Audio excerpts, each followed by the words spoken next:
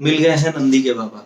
जी हाँ, कोर्ट द्वारा गठित ज्ञानवापी के सर्वे में वहां पर एक शिवलिंग मिलने का दावा हिंदू पक्षों के द्वारा किया जा रहा है, जिस पर कि वहां के सिविल जज सीनियर डिवीजन रवि कुमार ने ये अभी आदेश दिया है कि उस एरिया को सील कर दिया जाए और उस शिवलिंग को संरक्षित करने का आदेश सीधा वहां के डीएम, कमिश्नर और सीआरपीएफ कमांडेंट को दिया गया है। नमस्कार, स्वागत करता हूं मैं आप सबका अपने YouTube चैनल किस्सा अपना अपना में। तो आज हम बात कर रहे हैं बनारस में हुए ज्ञानवापी के सर्वे के बारे में। तो इसको समझने के लिए पहले हम पीछे के सारे घटनाक्रम को एक बार देखते हैं कि कैसे इसकी शुरुआत हुई और क्या कुछ मामला है ये। तो अगर हम काशी विश्वनाथ मंदिर की बात करें तो सन 1194 में पहली बार मोहम्मद गोरी ने इसे तोड़वाया, जिसे बाद में स्थानीय लोगों के सहयोग से बनवा दिया गया। वापस से फिर जौनपुर के सुल्तान महमूद शाह ने इसे तोड़ा और उसके बाद 1585 में अकबर के वित्त मंत्री टोडरमल बोला जाता है, उन्होंने शिवलिंग की स्थापना कराई सन 1585। उसके बाद 1632 में जब शाहजहां का शासन था तो शाहजहां ने इसे तोड़वाने का आदेश दिया, जो कि वहां पे स्थानीय लोगों के भारी विरोध के चलते इस मंदिर को तोड़ा नहीं जा सका, लेकिन काशी के 63 अलग अलग मंदिरों को उस समय तोड़ा गया। 1669 में जब देश औरंगजेब जैसे क्रूर शासक के शासन में था, उस समय औरंगजेब ने जब पूरे देश के हिंदू प्रतिष्ठाओं को, हिंदू मंदिरों को, सबको तोड़ने का आदेश दिया। उस समय पे काशी विश्वनाथ मंदिर भी एक प्रमुख मंदिर था जिसको कि औरंगजेब ने तोड़वाया। सन 1669 की बात है। तो मंदिर के ऊपर ही उसने मस्जिद का निर्माण कराया जिसको कि ज्ञानवापी मस्जिद कहते हैं कि इसका नाम ज्ञानवापी क्यों पड़ा। तो इसके पीछे की कहानी है कि भगवान शिव, जो कि कहा जाता है कि काशी में ही अपनी शादी के बाद कुछ दिनों के लिए वो काशी में ही रहे, तो ऐसा बोला जाता है कि काशी में ही उन्होंने अपनी पत्नी को वहां पे ज्ञान दिया था, इसलिए उस एरिया का नाम ज्ञानवापी बोलते हैं। ज्ञानवापी मंदिर बहुत लोग उसको बोलते हैं। तो वहां पे एक मस्जिद का निर्माण कराया जिसको कि ज्ञानवापी मस्जिद, आज के टाइम में उसको ज्ञानवापी मस्जिद बोला जाता है। तो जब 1669 में औरंगजेब ने इसको तोड़वाया, उसके बाद सन 1780 में अहिल्याबाई, इंदौर की महारानी अहिल्याबाई होलकर ने वापस से काशी विश्वनाथ मंदिर का निर्माण कराया, जो कि आज की तारीख का वो काशी विश्वनाथ मंदिर जो है वो महारानी अहिल्याबाई होलकर ने बाकी बचे परिसर में कराया। ज्ञानवापी के अलावा जो बाकी परिसर बचा हुआ था उसमें कराया।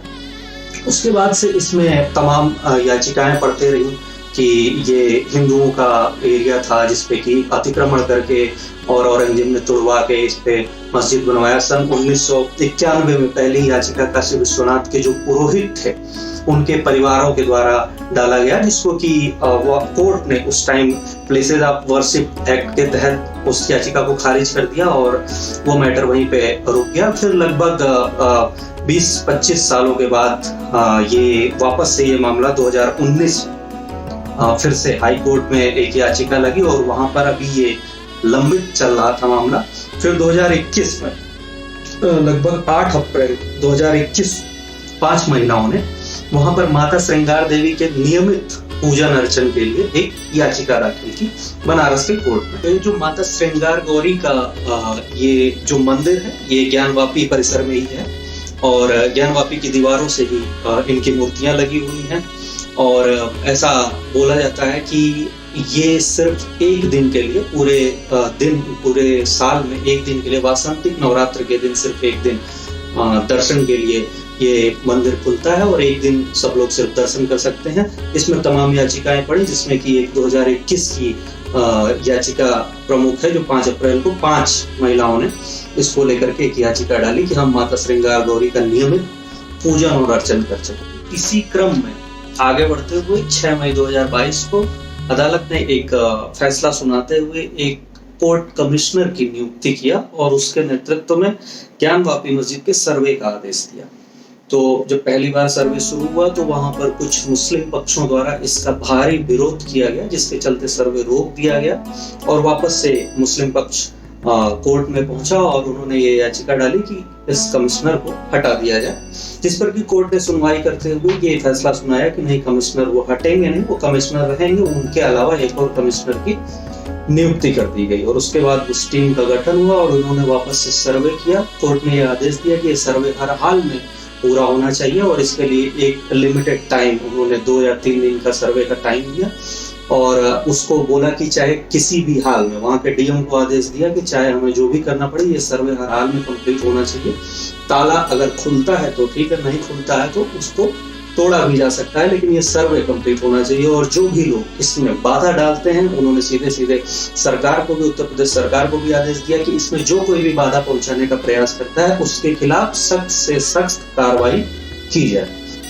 तो फिर सर्वे शुरू हुआ और सर्वे कराया गया चारों तरफ की दीवारों का, और उसके बाद तहखानों का जब सर्वे किया गया तो कल अभी जब सर्वे किया गया तो उसमें से शिवलिंग मिलने की बात की जा रही है। वहाँ के हिंदू पक्ष के वकीलों द्वारा और बाकी लोगों द्वारा ये दावा किया जा रहा है कि जैसे ही वहाँ पे शिवलिंग मिला, चारों तरफ ज्ञानवापी पूरा हर हर महादेव के नारों से गूंज उठा।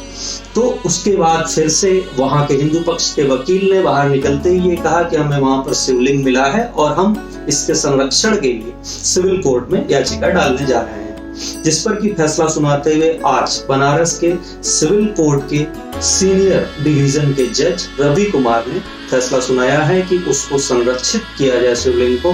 वहां के डीएम को बनारस के और वहां के कमिश्नर को और वहां के सीआरपीएफ कमांडेंट को ये आदेश देते हुए उन्होंने कहा है कि उस परिसर को सील किया जाए। जो जिस एरिया में शिवलिंग मिला है उस परिसर को सील किया जाए।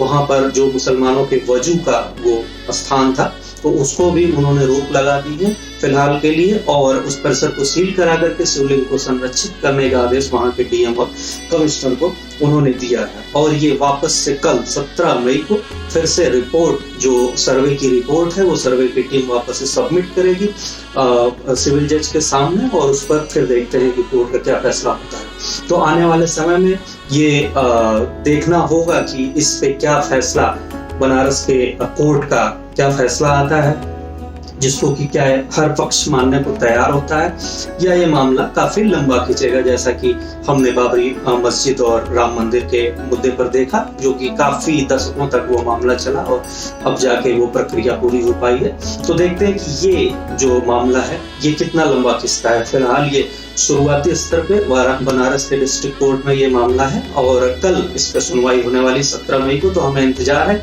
कि उसमें क्या सुनवाई में क्या फैसला, वहां पे सिविल जज क्या फैसला देते हैं। तो हम फिर से उस पर अपनी नजर रखेंगे और आगे आप सबको अपडेट करते रहेंगे। तब तक के लिए आप हमारे चैनल पर बने रहिए। नमस्कार, हर हर महादेव।